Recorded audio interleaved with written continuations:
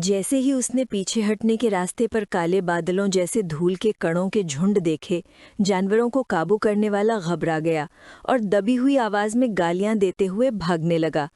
आज सुबह उठना जरूर एक गलती रही होगी। शुरुआत से ही उससे टकरा जाना कितना बदकिस्मत था। ये बुरा है, बस एक ही रास्ता है कि उन राक्षसों को यहाँ ले जाया जाए। शायद तब वे बच सकें। उसने अपनी थैली से एक गुलेल निकाली। धमाका, एक तेज धमाका। एक सिग्नल फ्लेयर रात के आसमान को चीरता हुआ तेजी से फटा और अंधेरे इलाके को दिन के उजाले की तरह रोशन कर दिया। लेकिन जियांग चैन ने एक पल तेजी से कम किया। धूल के कण बाढ़ की तरह उमड़ पड़े, पलक झपकते ही उसे पूरी तरह निगल लिया। जानवरों को काबू करने वाला वान शू वू जियांग डर के मारे चीखा। उसकी आवाज़ टूट रही थी। धूल के कणों से लिपटा और विकृत वो निराशा में चीखा, वाय। जियांगचेन ने अपने होंठ हल्के से सिकोड़े उसके शरीर को गिरते हुए देखा। काश एक और खूंखार जानवर बुलाया जा सकता तो मैं हार मान लेता, लेकिन बदकिस्मती से वो चमक तुम्हारी मौत का टिकट थी। उसने लाश पर ठंडी नज़र डाली, फिर चारों ओर देखा। उसके सामने 5वीं अवस्था के जीव जियूशी झांग करोड़ों की संख्या में थे। जो भी उनके पास जाने की हिम्मत करता वो बर्बाद हो जाता। अब उसे बस चारे के हुक पकड़ने और फिर वार करने का इंतजार करना था। अभी जल्दी हलचल से बचने के लिए और कोई कदम नहीं उठाना चाहिए। स्टैंडमी की होमिन की आंखें चौड़ी हो गईं और उसने चौंक कर एक श्राप दे दिया। धिक्कार है, उन जियूशी झांग की संख्या करोड़ों में होगी। गुकेटियन ने अपनी बाहें मोड़ ली, आंखें आधी बंद कर लीं। और भी, लेकिन इसे छिपाना बेहतर है। ये कार्ड कभी नहीं खुलना चाहिए। जी लिंक्यू चुप रहा। उसकी निगाहें ज्यादा हैरान नहीं थी। ऑब्जर्वेशन स्क्रीन से कूहान झैन को तुरंत आभास हो गया कि कुछ गड़बड़ है। रुको, वो क्या कर रहा है? करोड़ों जियूशी झांग उसे तुरंत कुचलने के लिए काफ़ी होंगे। तो फिर विरोधी को सिग्नल फ्लेयर चलाने क्यों दिया? मुझे मत बताओ कि वो सोचते हैं कि वे अजय हैं। वो इतना बेचैन था कि शांत नहीं बैठ पा रहा था। गुकेटियन, तुम्हारा शिष्य वाकई बहुत अच्छा है। अभी अभी आया है और योजना बिगाड़ दी है। अब सभी गुट हेयू लिन की तरफ दौड़ेंगे, मानो हम 12 लोग दूसरी तरफ 30 से ज्यादा लोगों का सामना कर रहे हों। गुकेटियन ने बस एक भौं उठाई, चुपचाप उम्मीद करते हुए कि कोई उसके शिष्य का राज ना जान ले, और चुपचाप देखता रहा। उसने शांति से कूहान झैन की तरफ देखा। घबराने की क्या बात है, बस चुपचाप बैठो और देखो। अगर आप खुद को उदासीनता का राजा कहते हैं तो उस उपाधि पर खरे उतरे। इतनी जल्दबाजी शर्मनाक है।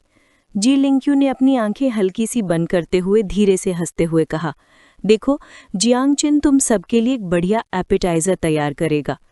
अपनी दादाजी की ये बात सुनकर कूहान झैन के भौहें तन गईं। कुछ सेकंड के लिए उसका दिमाग फिर से रीलोड हुआ, फिर अचानक उसकी आंखें चौड़ी हो गईं। रुको, तुम्हारा क्या मतलब है? क्या पूरी पिछली योजना तुम ही ने बनाई थी? तो अब तुम इतने शांत क्यों हो? क्या ऐसा हो सकता है कि जियूशी झांग जियांगचेन का सबसे बड़ा कार्ड नहीं है? गु चेटियन बाहर से शांत था, लेकिन अंदर ही अंदर जियांगचेन की लापरवाही से कांप रहा था। मुझे भी चिंता हो रही है, फिर भी ये बच्चा अभी भी डटे रहने की हिम्मत रखता है। हालांकि मैंने उसे 80 करोड़ के बारे में बताया था। क्या वो सचमुच इतना आश्वस्त है कि दिव्य प्राणियों से मिलकर बने स्वर्गीय कुलीनों के झुंड का सामना कर सके? पास ही हेयू लिन में लांगवेन सेंट्रल के गुप्त क्षेत्र में आउचेन एक भारी मांस का टुकड़ा फाड़ रहा था, जिसकी सुगंध उसके मुंह में फैल रही थी। पाक कला वास्तव में मानवता की सबसे बड़ी रचना है।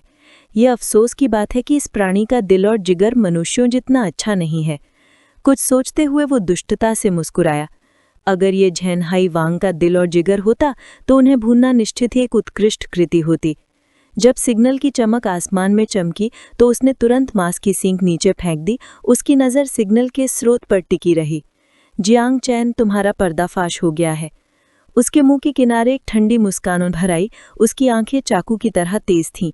उसका शरीर हल्का कांपा, तुरंत अपने असली रूप में लौट आया, फिर सीधा आसमान में उड़ गया। अचानक उसे कुछ याद आया और वो धीरे से हंस पड़ा। दादाजी का भव्य जन्मदिन जल्द ही आने वाला है। उसने अपना शरीर मरोड़ते हुए आगे बढ़ते हुए जोर से चिल्लाया, जियांगचेन रुको, मैं तुम्हारा सिर काटकर तुम्हारे सिर को भेंट के रूप में शराब के बर्तन में बदल दूंगा। दादाजी जरूर बहुत प्रसन्न होंगे। उसका विशाल शरीर हवा में घूमता रहा, हवा को चीरता हुआ और तेज गति से बादलों को चीरता हुआ आया। आउचेन के भीतर एक पुरानी दुश्मनी भड़क उठी। सालों पहले जैन्नान वर्दक्षेत्र ने समुद्री जनजाति का नरसंहार किया और 2 हाइशेंजू मोती चुरा लिए थे। इस बार मैं सिद्धांत और ब्याज दोनों का दावा करूंगा। दूसरी तरफ दुआन बुवे ने ऊपर देखा। सिग्नल की रोशनी उसकी आंखों में चमक रही थी। उसके मुंह के किनारे एक भयानक मुस्कान उभर आई। जियांग चेन, तुमने इतनी जल्दी अपनी स्थिति बता दी। लगता है तुम्हारी छिपने की क्षमता मेरे अनुमान से भी बदतर है। वो नीचे झुका, दोनों हाथों को मुट्ठियों में कसकर भींच लिया। उसकी आभा उमड़ रही थी। उसके सिर के ऊपर एक चमकदार वलय दिखाई दिया और उसके पीछे 2 विशालकाय बैंगनी पंख प्रभामंडल उत्सर्जित कर रहे हैं। शेंजी, सक्रिय हो जाओ। आसमान में रोशनी से दिशा लेते हुए डुआन विवई छतरी के पार दौड़ा। हंसी गूंज रही थी। दूरी थोड़ी ज्यादा थी, लेकिन जल्दी मत करना। मैं जल्द ही तुम्हें ढूंढने आऊंगा।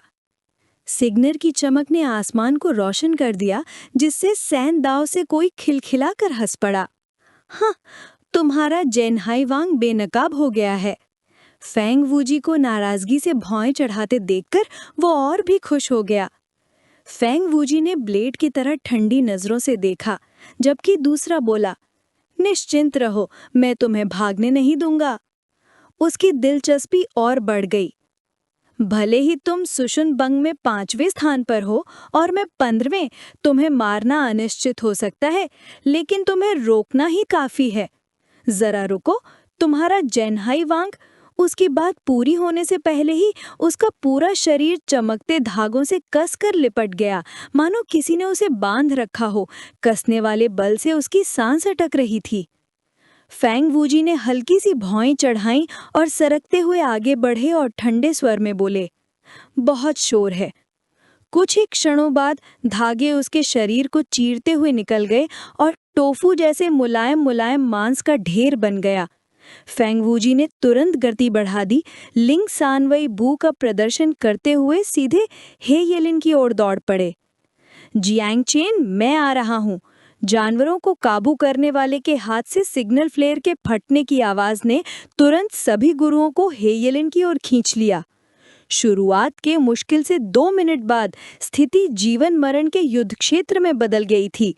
सबने जियांग चेन को शिकार के रूप में देखा। उन्हें क्या पता था कि वह शिकारी था। हियो खियान सबसे पहले पहुंचा। उसका शरीर घमंड से मुड़ रहा था जब वो जियांग चेन के सामने मंडरा रहा था। ये युवराज एक पल के लिए तुम्हारा सिर उधार लेने आया है। जियांग चेन ने ठंडी सांस ली। जल्दी करो। हियो खियान ने अपने होंठ सिकोड़ लिए। उसकी आंखें हत्या के इरादे से भर गई। तुम्हारा सिर? मुझे इसके साथ थोड़ा मजा करने दो। इसके तुरंत बाद उसने अपना सिर उठाया और एक पानी का गोला थूकने के लिए अपना मुंह खोला। 2 दिव्य मोती, शुन शंघाई। तुरंत ही पानी की एक विशाल धारा सीधे आकाश में उठी और हवा में लटकी एक झील में बदल गई। जियांग चेन ने अपनी बाहें क्रॉस की। उसकी आंखें दिलचस्पी से चमक रही थी जब वह आकाश में जलिया महल को देख रहा था। ये चाल कुछ हद तक स्याओअन शान जैसी है ना? हियो खियान ने प्रतिक्रिया दी, पानी की सतह पर उतरकर मानव रूप धारण करके, एक त्रिशूल पकड़े हुए, गुस्से से भरे चेहरे और भौं पर बल डालकर। ये बात जानी पहचानी है ना? उस समय डेक्सिया ने हमारे कबीले के 2 दिव्य मोती चुराए थे और उनमें से एक तुम्हारे हाथ में है। जियांग चेन कुछ सेकंड के लिए चुप रहा, याद करने की कोशिश कर रहा था। मुझे लगता है कि ऐसा सच में हुआ था। उस समय मुझे वह अजीब खजाना बेकार लगा, इसलिए मैंने उसे यूं ही जीशु को दे दिया। इसे वापस ले जाओ और सबके साथ बांट लो। संकोच मत करो, उसने सीधे सीधे कहा, अपने कान पकड़कर और होंठ सिकोड़ते हुए। किसी ने पहले ही इसे दे दिया है। मुझे लगा था कि ये बेकार है, इसलिए मैंने इसे किसी और को दे दिया। ये सुनते ही हियो खियान के चेहरे पर जलजले उभर आए। उसके दांत जोर से पिसने लगे और सीना गुस्से से धड़कने लगा। बेकार? और तुमने इसे दे दिया? ऐसे बदमाश जो खजानों की कीमत जाने बिना उन्हें लूटने की हिम्मत करते हैं, वह पागलों की तरह दहाड़ा। आज तुम इन 2 दिव्य मोतियों के नीचे मरोगे। तियान लोंग ने जोर से चबाया। त्रिशूल पानी पर लगा, जिससे हजारों जड़ ड्रैगन तुरंत ऊपर की ओर गरजने लगे, तूफान की तरह हमला करने लगे। एओ खियान ने आदेश दिया, जिससे जिऊ शी झांग का पूरा इलाका अवरुद्ध हो गया। अपने अच्छे शिष्यों को घिरा देखकर जियांग चैन कुछ कदम पीछे हट गया। उसे तुरंत समझ में आ गया कि दुश्मन उन्हें टारगेट कर रहा है। उसने एक नज़र में ही स्थिति का जायजा ले लिया। अभी अपनी पूरी सेना तैनात करने का समय नहीं था, इसलिए उसने अपनी सेना को कुछ देर के लिए रोक लिया। एओ खियान को फिर से हमला करने की तैयारी देखकर जियांग चैन ने अपने भंडार से एक लंबी तलवार निकाली। उसकी आवाज़ बर्फ की तरह ठंडी थी। अगर तुम रणनीति बदलना चाहते हो तो मैं अंत तक लड़ूंगा। तलवार खून की तरह लाल हो गई। एक विस्फोटक गति के साथ जान युति सक्रिय हो गया। सिन बिंग त्यानचाय जान यू मिंगवांग प्रकट हुआ। ये मत सोचो कि ऊपर होना मुझे दबा सकता है। जियांग चैन ने रक्त लाल तलवार ऊर्जा को कई बार घुमाया, मानो आकाश को चीर रहा हो, हवा के विरुद्ध आगे बढ़ते हुए। दा दाओ जी दाओ, एक भयंकर तलवार ऊर्जा ने एओ खियान के झील की सतह को चीर दिया, जिससे उसे तेजी से पीछे हटने पर मजबूर होना पड़ा। वह घबराहट में चिल्लाया, क्या इसे फिर से काटा जा सकता है? अपने प्रतिद्वंदी को संभलने का समय दिए बिना जियांग चैन हवा में उछल पड़ा। उसका शरीर बिजली के बोल्ट के जैसा था। उसकी उंगलियों ने एक श्रृंखला बनाई। उसका दाहिना हाथ सीधे एओ खियान पर निशाना कर रहा था। शरीर पर तो नहीं, लेकिन इससे उसका मन साफ हो गया। उसने दांत पीस लिए। उसकी आंखें पागलपन से धधक रही थीं। धिक्कार है जियांग चैन, क्या तुम्हें लगता है कि तुम मुझे आसानी से निगल सकते हो? पलक झपकते ही वो मुड़ा, लॉन्ग लिन हुती का अभिनय किया, शिनबिंग येके को बुलाया। एक विशाल जलगोला उसके शरीर को ढक रहा था, नीचे गिरती हुई सारी बिजली को रोक रहा था। कैद से भागने का फायदा उठाकर वो जियांग चैन की ओर झपटा। झोर जजोंग के बिना उसकी आवाज़ शब्दर शब्द कर्कश हो गई। हाय शिंजू की ज़रूरत के बिना भी मैं तुम्हें चीरने के लिए पर्याप्त शक्तिशाली हूँ। मानव ड्रैगन कबीले के पास जाने की हिम्मत करके तुम सचमुच जीने से थक गए हो। जियांग चैन ने उसका अहंकार देखा और ठंडे स्वर में उत्तर दिया, क्या ऐसा है? फिर तुरंत भड़क गया। जियांग चैन बयान। एक पल में उसके बाल चांदी सफ़ेद हो गए। एक जानलेवा आभा उठ रही थी, मानो आकाश को चीरने के लिए। जियांग चैन ने तलवार की मूठ पर अपनी पकड़ मजबूत की और अपनी पूरी ताकत एक सीधे वार में लगा दी। तलवार उसके शल्कों को चीरती हुई मांस में गहराई तक धंस गई, जिससे आओ खियान को ऐसा लगा जैसे आग ने उसे निगल लिया हो। उसकी चीख हवा में गूंज उठी। बिना किसी हिचकिचाहट के जियांग चैन ने तलवार नीचे कर दी। वार कंधे के ब्लेड को चीरता हुआ, खून की बौछारें करता हुआ आओ खियान पीछे की ओर लड़खड़ा गया। घाव को पकड़ते हुए उसकी आंखें दहशत से भर गईं। ट्रिपल ए, मेरे ड्रैगन, तुम्हारी शारीरिक शक्ति से कांप उठो। ये इतना भयानक कैसे हो सकता है? दूर से डुआन वुवेई हाथ जोड़े खड़ा था। उसके होठों पर तिरस्कार से भरी एक व्यंग्यात्मक मुस्कान थी। ये आओ कियान अभी भी बेकार है, लेकिन ये अच्छा है जियांग चैन का उसे मारना मुझ पर एक एहसान करने के बराबर है। मैंने तुम्हारी चालें समझ ली हैं, अब हमारी बारी होगी। ये वीडियो समाप्त होता है। अगर आप लोग अगला भाग देखना चाहते हैं तो हमारे चैनल को सब्सक्राइब करना ना भूलें।